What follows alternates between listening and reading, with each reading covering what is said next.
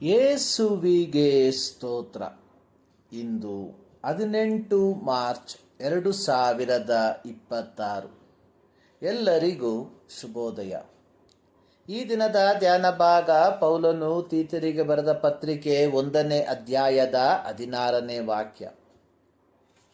ಅವರು ತಾವು ದೇವರನ್ನು ಅರಿತವರೆಂದು ಹೇಳಿಕೊಳ್ಳುತ್ತಾರೆ, ಆದರೆ ಅವರು ಅಸಹ್ಯರು, ಅವಿಧೇಯರು, ಸತ್ಕಾರ್ಯಗಳಿಗೆಲ್ಲ ಅಪ್ರಯೋಜಕರು ಆಗಿರುವುದರಿಂದ ದೇವರನ್ನು ಅರಿಯವೆಂದು ತಮ್ಮ ಕಾರ್ಯಗಳಿಂದಲೇ ಹೇಳಿದಂತಾಯಿತು. ಮತ್ತಾಯನು ಬರೆದ ಸುವಾರ್ತೆ 7ನೇ ಅಧ್ಯಾಯದ 16, 17 ವಾಕ್ಯದಲ್ಲಿ ಬರೆದಿರುವಂಥದ್ದು. ಯೇಸು ಸ್ವಾಮಿಯು ಪರ್ವತ ಪ್ರಸಂಗದಲ್ಲಿ ಹೇಳಿದಂತಹ ಮಾತು: ಮುಳ್ಳು ಗಿಡಗಳಲ್ಲಿ ದ್ರಾಕ್ಷೆ ಹಣ್ಣುಗಳನ್ನು, ಮದ್ದುಗುಣಿಕೆ ಗಿಡಗಳಲ್ಲಿ ಅಂಜೂರಗಳನ್ನು ಕೊಯ್ಯುವುದುಂಟೆ. ಹಾಗೆಯೇ ಒಳ್ಳೆ ಮರಗಳೆಲ್ಲ ಒಳ್ಳೆ ಫಲವನ್ನು ಕೊಡುವವು, ಉಳುಕು ಮರವು ಕೆಟ್ಟ ಫಲವನ್ನು ಕೊಡುವುದು. ಒಳ್ಳೆ ಮರವು ಕೆಟ್ಟ ಫಲವನ್ನು ಕೊಡಲಾರದು, ಉಳುಕು ಮರವು ಒಳ್ಳೆ ಫಲವನ್ನು ಕೊಡಲಾರದು. ದೇವರು ಮಾತ್ರ ಒಬ್ಬ ವ್ಯಕ್ತಿಯ ಹೃದಯವನ್ನು ಮೌಲ್ಯಮಾಪನ ಮಾಡಬಹುದು ಅಥವಾ ನಿರ್ಣಯಿಸಬಹುದು. ಆದರೆ ಒಬ್ಬ ವ್ಯಕ್ತಿಯ ಬಾಹ್ಯ ನಡತೆ ಅವನ ಕ್ರಿಸ್ತ ನಂಬಿಕೆಯನ್ನು ತಿಳಿಯಪಡಿಸುವಂಥದ್ದಾಗಿದೆ. ಪ್ರಾಚೀನ ಗ್ರೀಕ್ ನಾಸ್ತಿಕವಾದಿಗಳು ತಾವು ಹೆಚ್ಚಾಗಿ ಧಾರ್ಮಿಕತೆಯನ್ನ ತಿಳಿದವರು ಮತ್ತು ಇತರೆ ಜನರಿಗಿಂತ ಧಾರ್ಮಿಕತೆಯಲ್ಲಿ ಮೇಲ್ಪಂಕ್ತಿಯಲ್ಲಿ ಇರುವವರಾಗಿದ್ದೇವೆ ಎಂದು ನೆನೆಸುವಂತವರಾಗಿದ್ದರು.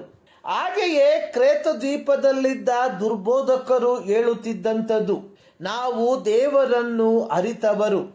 ಆದರೆ ಅವರಿಗೆ ದೇವರ ಕುರಿತಾಗಿ ಸ್ವಲ್ಪವೂ ತಿಳುವಳಿಕೆ ಇರಲಿಲ್ಲ. ದೇವರೊಂದಿಗೆ ಅವರಿಗೆ ಯಾವ ವಿಧದಲ್ಲೂ ಅನ್ಯೋನ್ಯತೆ ಇರಲಿಲ್ಲ.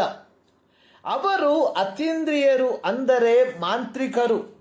ಮತ್ತಾಯ 24:15 ಹಾಳು ಮಾಡುವ ಅಸಹ್ಯ ವಸ್ತು ಎಂದು ಬರೆದಿರುವಂಥದ್ದನ್ನು ಕಾಣುತ್ತೇವೆ. ಯೇಸುಸ್ವಾಮಿಯು ಸೈತಾನನ ಕುರಿತಾಗಿ ಹೇಳಿರುವಂತಹ ಮಾತು ಇದಾಗಿದೆ. ಪೌಲನು ದುರ್ಬೋಧಕರ ಕುರಿತಾಗಿ ಹೇಳುವಂಥದ್ದು: ಇವರು ಅಸಹ್ಯರು ಅಥವಾ ಸೈತಾನನ ಸಮಾಜದವರು ಮತ್ತು ಅವಿಧೇಯರು ಹಾಗೂ ಅಪ್ರಯೋಜಕರು ಆಗಿದ್ದಾರೆ. ಇವರು ಸತ್ಯವನ್ನು ವಿರೋಧಿಸುವವರಾಗಿರುತ್ತಾರೆ.